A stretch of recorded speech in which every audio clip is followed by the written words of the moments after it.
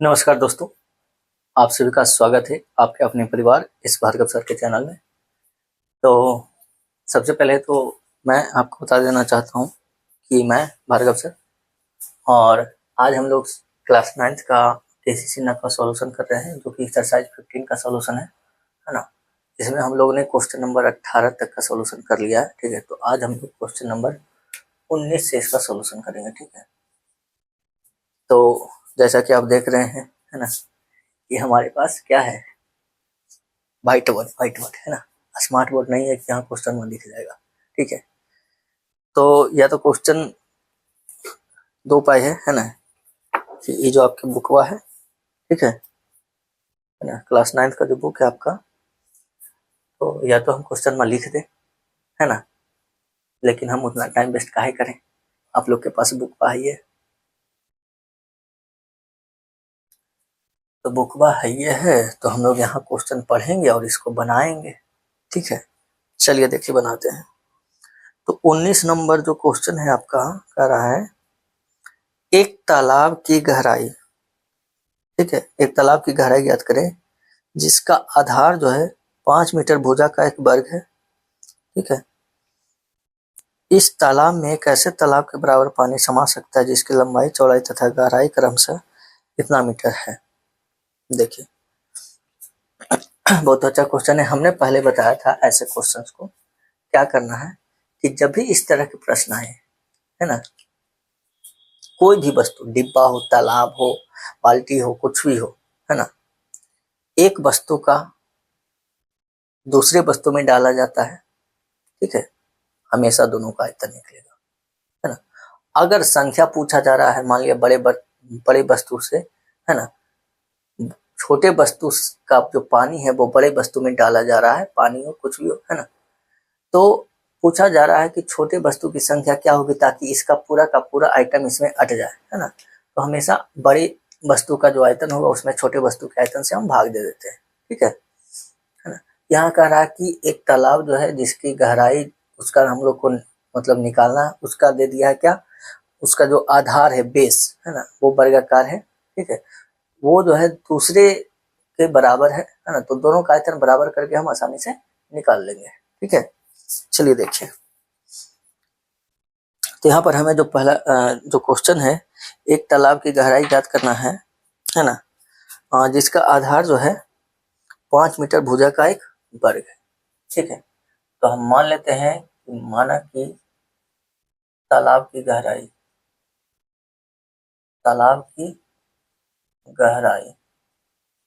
कितना है, h है, ठीक है, h मीटर है ना। अब जो क्या कह रहा है, इसका आधार जो है 5 मीटर भुजा का एक वर्ग है ना। तो अब सीधे लिखेंगे हम प्रश्नानुसार, है ना, प्रश्नानुसार। आप चाहें तो यहाँ पे बीमारी लिख सकते हैं।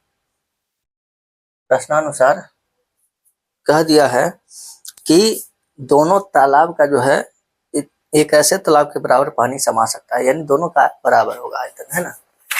तो तालाब का आयतन बराबर है, ठीक है। तो तालाब का आयतन समान है, तालाब का आयतन जो होगा वो समान होगा। आयतन कह सकते हैं या फिर धारिता कह सकते हैं, ठीक है। तो तालाब का आयतन या धारिता लिखे ना, या फिर ये नहीं भी लिख सकते, कोई दिक्कत नहीं, आप सीधे भी मान लीजिए, ठीक है।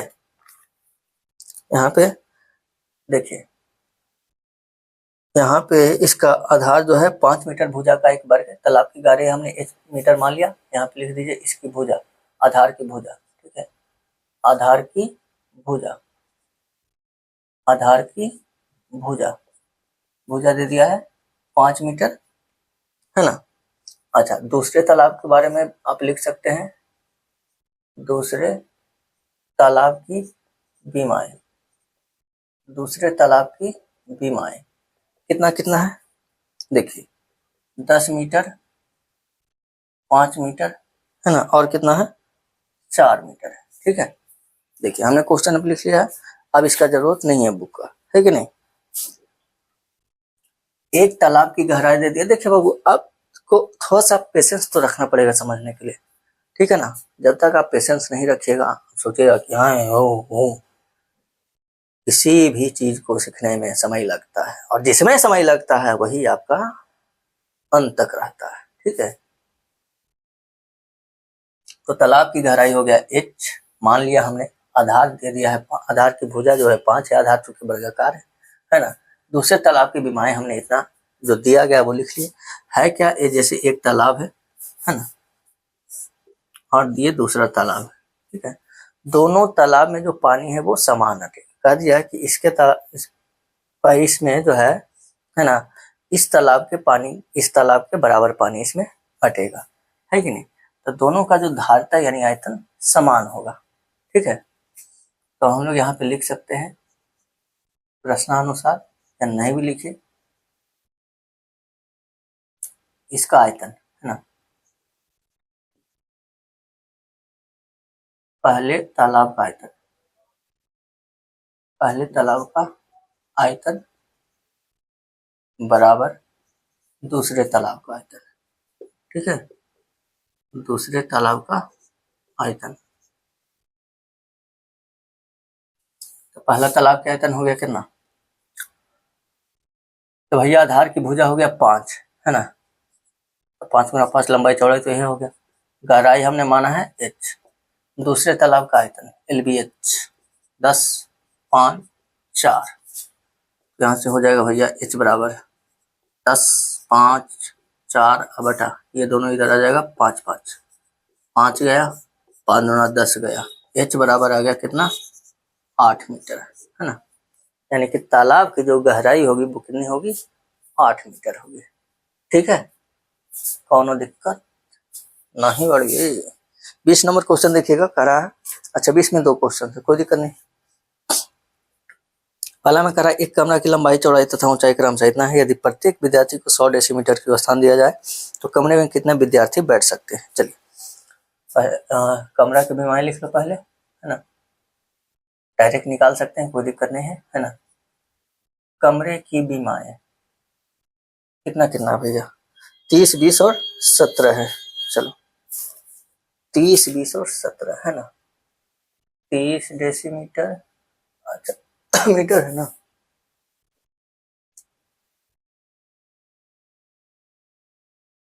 30 डेसी सेंटीमीटर है ना, 20 और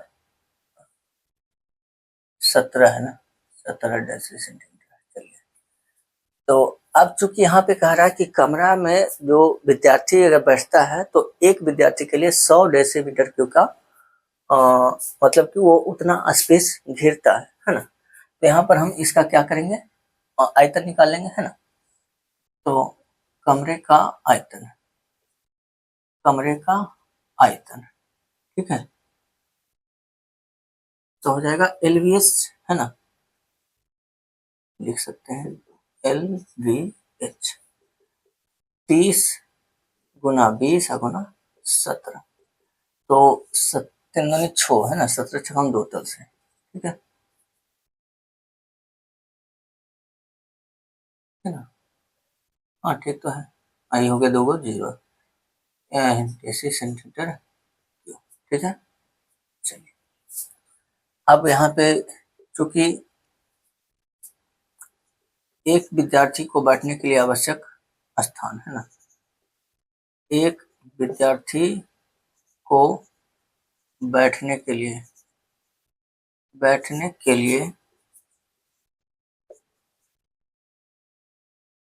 आवश्यक स्थान कितना है, कितना दिया गया बैठने के लिए 100 है कि नहीं, कितना दिया गया 100, इसलिए विद्यार्थियों की संख्या, विद्यार्थियों की संख्या ही ना पूछा है, विद्यार्थियों की संख्या हो जाएगा कितना भैया, तो आयतन आ गया 10, 200 है ना, यहाँ है 100 कट गया तो बचा 102, तो कमरा में कितना विद्यार्थी बैठेगा 102 विद्यार्थी। ठीक है, अच्छा ये था हमारा पहला। दूसरा भी एकदम सेम टू सेम ऐसा ही क्वेश्चन है ना। चलिए इधर देखते हैं हम लोग यहाँ पे,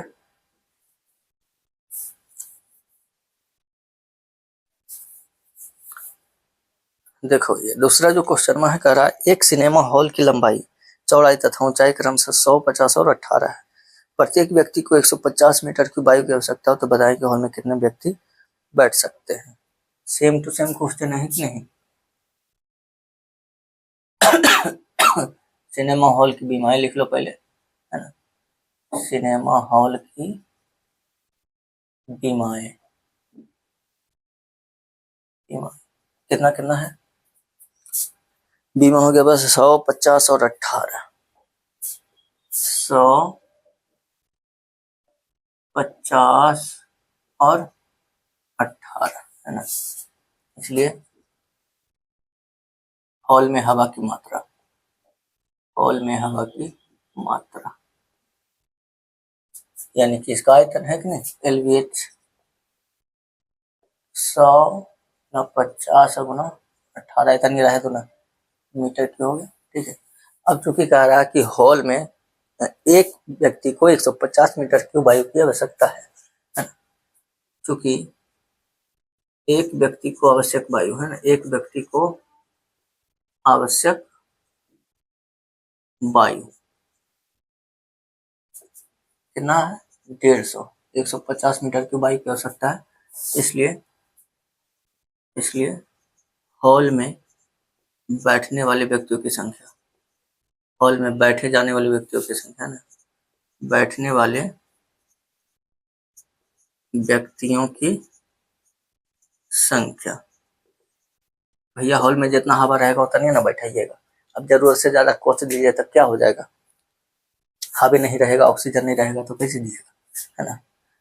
तो हॉल में इतना हवा है, कितना, 100 गुना 50 गुना 18, एक व्यक्ति को चाहिए 150, 50 या 150, 3 छक्का 18, यानी कि हॉल में कितना व्यक्ति बैठ सकता है, 600।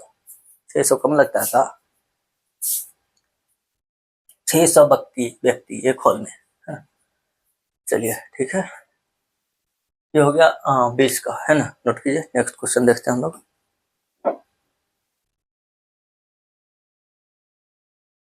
21 नंबर क्वेश्चन हम लोग देख लेते हैं यहाँ पे। 21 नंबर क्वेश्चन में क्या कह रहा है, कह रहा भैया 8 सेंटीमीटर किनारे वाले दो घन बराबर से जोड़ दिए जा गए हैं, तो परिणामी घनाभ का पृष्ठ क्षेत्रफल ज्ञात करें। चलिए बहुत अच्छा क्वेश्चन है। देखिए इसमें जो कह रहा है, दो गो घन जो है जोड़ा जाता है, ठीक है। देखिए सिंपल सा आप ऐसे समझिए,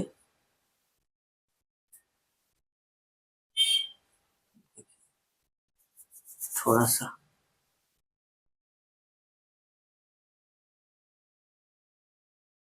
ये हो गया, है ना, एक घन, ये तो अभी पहला ही घन बन रहा है, ठीक है।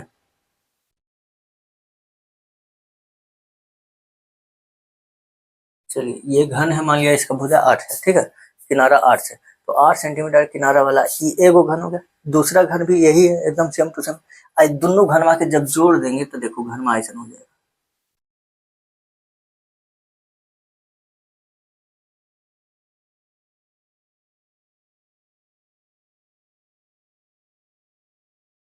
देखो दोनों घनवा के जोड़ देते, ये घनाभ के आकार के रूप ले लेता है ना।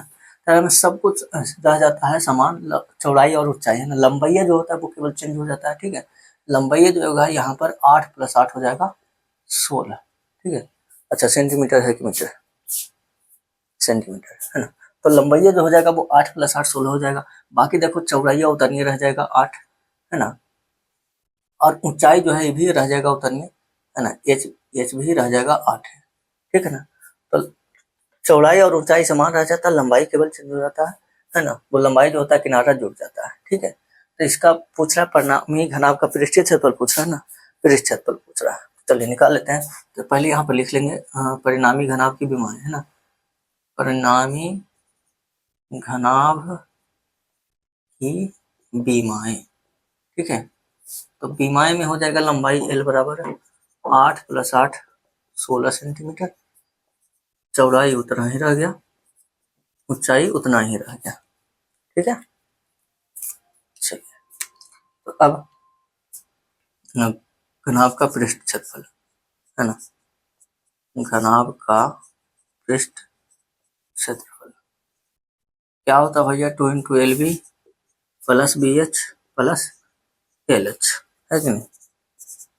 इस क्षेत्रफल को हम लोग एस से रिप्रेजेंट करते हैं, सरफेस एरिया, ठीक है। तो हो गया 2 इंटू एल, 16 इंटू बी हो गया कितना 8, प्लस 8 इंटू हो गया 8 प्लस एल एच 16 इंटू 8, 16 8 28 से 8 8 64, 16 8 28 से 128 256, 56 4 60, 320, है ना। तो हो गया कितना 3 दूनी 32 64, 640 सेंटीमीटर स्क्वायर, समझ गए। घनाभ इस तरह के रहेगा कि दो घन को जोड़ा जाता है ना। या फिर अगर घनाभो देता है, ठीक है, तो जोड़ने वाला तो दोनों समान रहेगा, वो घन हो चाहे घनाभ हो, उसकी विमाएं समान होंगी, है ना। जैसे यहाँ पे 8 सेंटीमीटर किनारा वाला दो घन को जोड़ा गया, हो सकता है मान लिया जैसे दे दिया कि 3 5 8 इतना विमा वाला दो घनाभ को जोड़ा जाता है ना। तो जो भी होगा उसमें चौड़ाई और ऊंचाइया जो होगा वो क्या रहेगा, समान रह जाएगा, है ना। केवल लंबाई जो होगा वो चेंज हो जाएगा, ठीक है। चलिए, तो ये हो गया हमारा 21 नंबर। और 22 नंबर देख लेते हैं क्या है क्वेश्चन में। कह रहा भैया एक कमरे की लंबाई 7 मीटर, चौड़ाई 6.5 मीटर तथा ऊंचाई जो है 4.5 मीटर है, ठीक है। उसमें एक दरवाजा 3 गुना इतना है तथा 4 समान खिड़कियां, प्रत्येक कितना है। अंदर की तरफ दीवारों पर 1 प्रति मीटर स्क्वायर की दर से पुताई कराने का खर्च ज्ञात करें। देखो भैया, दीवार पर पेंट कराना है, तो भैया जो गेटवा खिड़कियां छुट्टल है वो पर तो पेंट नहीं ना होगा, इसलिए कमरे के दीवारों का क्षेत्रफल में से उसका क्षेत्रफल जो मतलब गेट है और खिड़की है ना, गेट और खिड़की के क्षेत्रफल को घटा देंगे तो बाकी जो हमारा दीवार जिस पर पेंट होगा, है ना, पुतैया होगा, उसका क्षेत्रफल निकल जाएगा, ठीक है। बाकी और हमें गुना कर दीजिए। चलिए, तो हम लोग यहाँ पे लिख लेते हैं कमरे की बीमाएं, है ना, कमरे की बीमाएं। कमरे की बीमाएं हो गया भैया कितना कितना आ गया 7 मीटर, 6.5 मीटर और 4.5 मीटर है, ठीक है। लंबाई चौड़ाई और ऊंचाई हो गया, है ना। दरवाजा हो गया हमारा, दरवाजा दरवाजा हो गया हमारा कितना 3 मीटर गुना 1.4 मीटर, ठीक है। अच्छा, और 4 को समान खिड़कियां हैं, ठीक है। खिड़की हो गया हमारा कितना 2 मीटर गुना 1 मीटर, लेकिन ध्यान देना है कि खिड़कियां 4 को है, ठीक है। चलो, कोई दिक्कत नहीं। तो दरवाजा और खिड़की का क्षेत्रफल निकाल लो पहले, है कि नहीं। और बाद कमरे की दीवार के क्षेत्रफल में से उसको घटा देंगे, चाहे वही निकाल लो पहले। तो कमरे के दीवारों का क्षेत्रफल ना, दीवारों का, तो देखो भैया कमरे का दीवार का जो क्षेत्रफल होता है उसमें हम लोग एल और बी नहीं यूज करते हैं, बी एच और एल एच यूज करते हैं, ठीक है। तो हम कमरे की दीवारों का क्षेत्रफल 2 into B H plus L H, ठीक है। तो 2 इंटू बी एच हो जाएगा हमारा कितना बी, देखो 6.5 गुना 4.5 है जो एल एच, एल हो गया 7 और गुना हो गया हमारा 4.5, ठीक है। चलिए अभी इसको कीजिएगा तो 65 गुना 45 हो जाएगा कितना, ये भैया इसको गुना करो ना, 65 गुना 45 गुना करके बना लेगा, है क्या बनाएगा 45 कॉमन ले लो ना। और देखो एक, अब ये है कि इसमें अगर ऐसे इसको लिखे तो और अच्छी बात है, जैसे एच कॉमन ले लेते हैं तो अंदर एल प्लस बी हो जाता है, नहीं L H plus B H होता है ना, तो एच कॉमन ले लेते हैं एल प्लस बी हो गया। तो 2 इंटू एच हमारा कितना है, देखो चाहिए 4.5 हो गया, और अंदर एल प्लस बी, तो एल हो गया हमारा 7, अभी हो गया 6.5, ठीक है, तो 4.5 दूना 9 हो गया, 13.5 हो गया।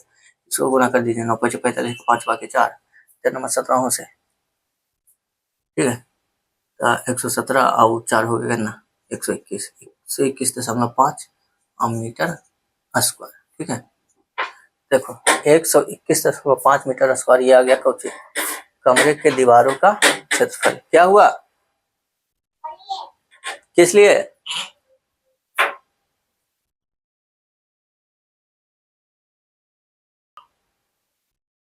देखो ये दीवार के क्षेत्रफल आ गया है ना, दरवाजा और खिड़कियां के क्षेत्रफल अब निकाल लेंगे। दरवाजे एवं 4 गो खिड़कियां, ठीक है, दरवाजे एवं 4 खिड़कियों का क्षेत्रफल, 4 खिड़कियों का क्षेत्रफल, दोनों के एक के बाद निकाल के जोड़ लेते हैं। ठीक है, तो देखो दरवाजा के क्षेत्रफल, दरवाजा कितना 3 गुना 1.4, ठीक है, और जोड़ 4 गो खिड़कियां हो गई कितना 4 गुना, एगो खिड़कियां 2 गुना 1 है, नहीं तो हो जाएगा, तो 14 या 42, इधर 4 दूनी 8, तो 8 4 हो गया 12.2 मीटर स्क्वायर। तो जो बाकी जो दीवारवा बचा पुतैया कराने वाला है ना, ठीक है, इसलिए पुताई कराने वाले दीवार का क्षेत्रफल, दीवार का क्षेत्रफल, तो देखो ये टोटल दीवारवा के क्षेत्रफल है ना, बाकी और में से इतना तो अथिया है, गेटवा और खिड़किया है, तो वो घटिया नहीं जाएगा कि ये हो गया कुछ दीवारवा के क्षेत्रफल में से घटा देंगे इसको, है ना 121.5 माइनस ये हो गया 12.2, ठीक है, ये हो गया 5 में से 2 घट गया 3, ये हो गया 12 9, तो 9.3 मीटर स्क्वायर, नहीं ठीक है ना। चलिए तो ये हो गया, हाँ 109 हो गया, 109.3 मीटर स्क्वायर, तो ये हो गया हमारा कुछ पुतैया कराने वाला दीवार। अब हमको दिले है खर्च दिले है, कितना दिले है 1 रुपया प्रति मीटर स्क्वायर की दर से पुताई होगा, है ना कि नहीं, 1 रुपया ना है करने का क्वेश्चन में 22 नंबर में ना, 20 नंबर कहाँ गया, चलो ठीक, तो दे दिया है पुताई कराने का जो दर है वो 1 रुपया प्रति मीटर स्क्वायर है ना, तो गुना करने का जरूरत है ना, इतना ही तो आ जाएगा।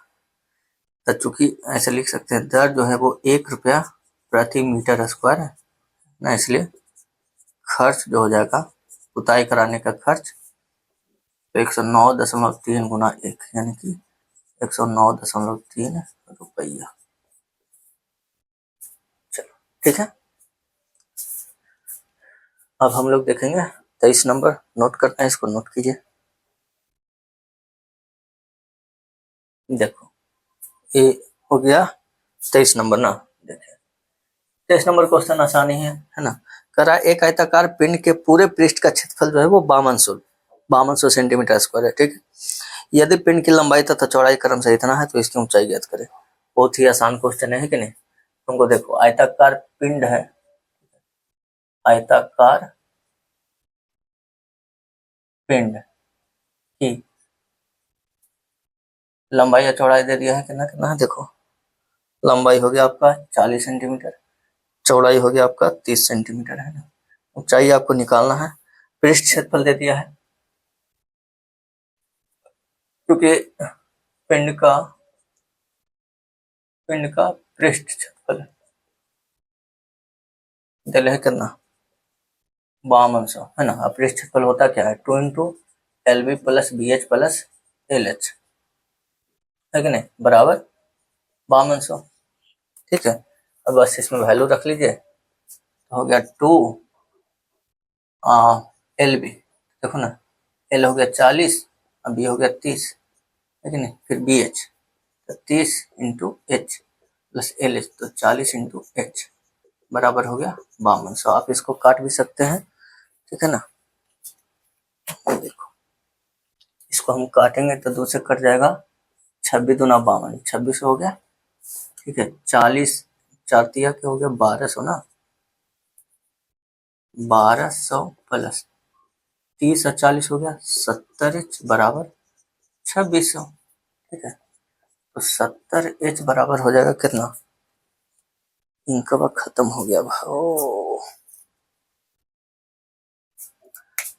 तो 2600 माइनस आ जाएगा 1200, तो यहाँ से 70h बराबर कितना बच गया 1400 ना, तो 0 कट गया, 20 चाल से है कि नहीं, यानी कि h बराबर आ गया 20 सेंटीमीटर।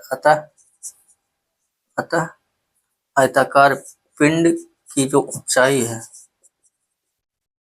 आयताकार पिंड की जो ऊंचाई है वो कितना हो गया 20 सेंटीमीटर हो गया। ठीक है, चलिए 24 नंबर क्वेश्चन देख लेते हैं क्या है ब्रो।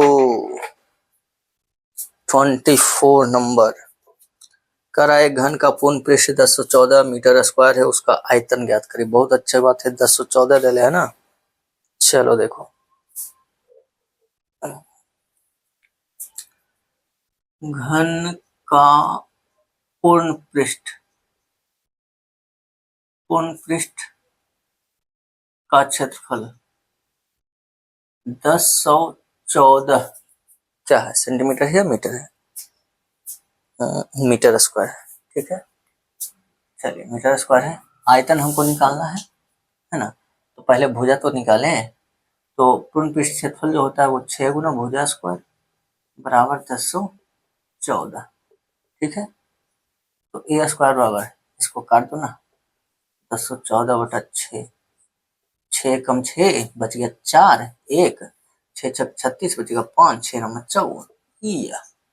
यहाँ से ए बराबर आ गया √169, ए बराबर हो गया 13 मीटर, घन की भुजा आ गया 13 मीटर है ना।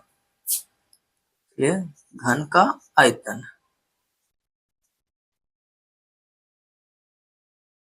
तो घन का आयतन में होगा भुजा क्यू, 13 मीटर का क्यू, 13 का क्यू तो जान में करते हैं 2197 है ना, 2197 मीटर क्यू।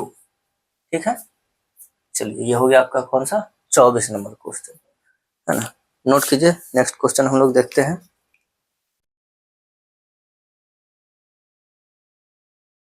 ये हो गया आपका 25 नंबर, देखेंगे हम लोग। देखिए कह रहा है आपका किसी आयताकार ठोस की लंबाई चौड़ाई और ऊंचाई, ठीक है, 4 5 6 का अनुपात हो तो उसके पूर्ण पृष्ठ का क्षेत्रफल इतना है, तो उसकी लंबाई चौड़ाई और ऊंचाई ज्ञात करें। चलिए लंबाई चौड़ाई और ऊंचाई में अनुपात दे दिया है, ठीक है ना।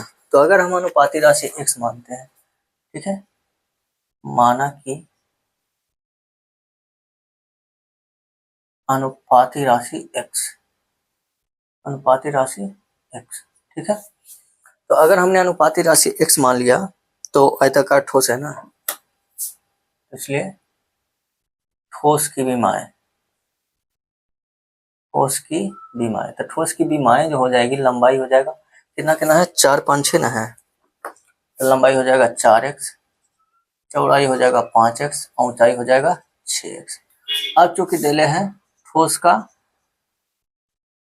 कुछ दिले हैं पूर्ण पृष्ठ क्षेत्रफल, आयताकार ठोस का पूर्ण पृष्ठ का क्षेत्रफल है ना। वैसे आयताकार लिख दे तो अच्छा रहेगा, लेकिन पता चल जाएगा कि भाई घनाभाकार है, तो आयताकार ठोस का पृष्ठ क्षेत्रफल, पृष्ठ क्षेत्रफल कितना दिले है 3700। चलिए आपका काम हो गया है ना, 3700, हाँ 3700 कुछ है मीटर स्क्वायर है, 3700 मीटर स्क्वायर है।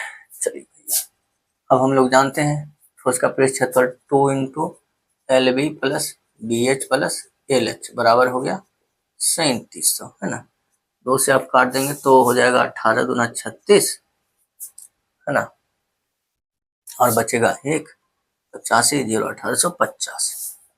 अच्छा अब यहाँ L का वैल्यू रख देंगे 4 B हो गया, अच्छा 4x into 5x अजोड़ 5x into 6x अजोड़ 4x into 6x बराबर, ये हो गया 1850।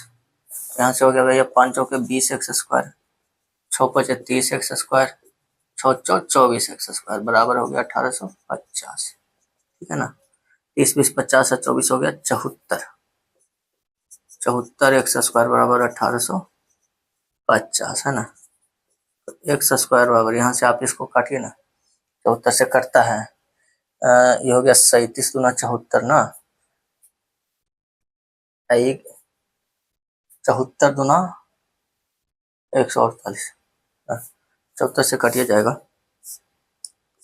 2 बार में लगेगा, 2 चौके 8 है ना, 2 सत्ते 14, 74 दूना 148, तब बचेगा कितना, 48 ना, तो बच गया हमारा, ऐसा कर लो 74 दूना 148 हो गया, 50 15 60 कट गया 7, तो ये हो गया 3 है ना। 74 पचे हो गया 370, 5 25 5 35 तो 37 है ना, 74 पचे हो गया 370।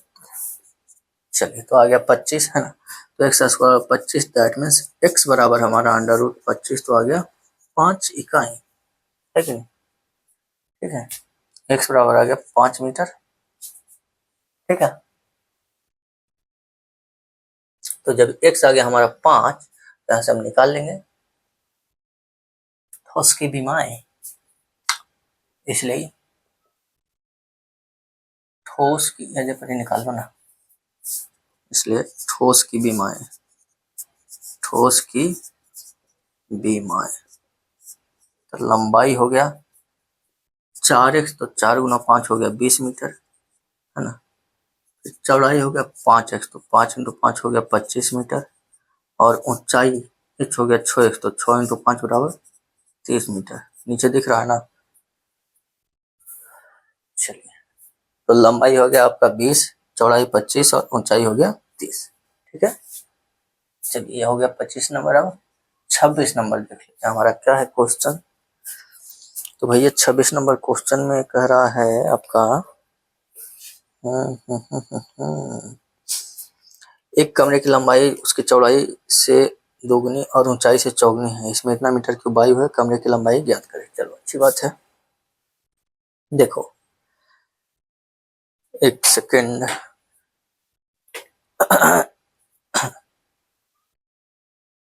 देखो एक में कह रहा है कुछ, तो देखो इसमें मान लेते हैं माना कि कमरे की, देखो लंबाई उसकी चौड़ाई से दोगुनी और ऊंचाई से चौगुनी कह रहा है, इसलिए हम लंबाई को मान लेते हैं 4x, ठीक है, आसानी हो जाएगा। लंबाई को हम जब 4x मान लिए, इसलिए चौड़ाई, देखो लंबाई के बारे में बोला है कि चौड़ाई का दोगुना है, तो जब चौड़ाई 2x होगा तब ना एक दोगुना ही है ना। अब फिर कह रहा है कि लंबाई जो है ऊंचाई से 4 गुना है, तो लंबाई ऊंचाई x होगा तब ना लंबाई 4x होगा, ठीक है। तो लंबाई चौड़ाई ये ऊंचाई हमने हो गया। अब चूंकि इतना मीटर क्यों वायु है ना, तो देखो कमरे की लंबाई ज्ञात करें, तो वायु की मात्रा लिख लेते हैं हम लोग, चूंकि कमरे में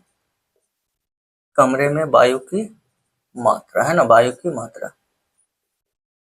मात्रा कितना कह दिया भैया, 5832 है ना, 5832 इतना मीटर क्यों है। चलो बन जाएगा आसानी से, है कि नहीं।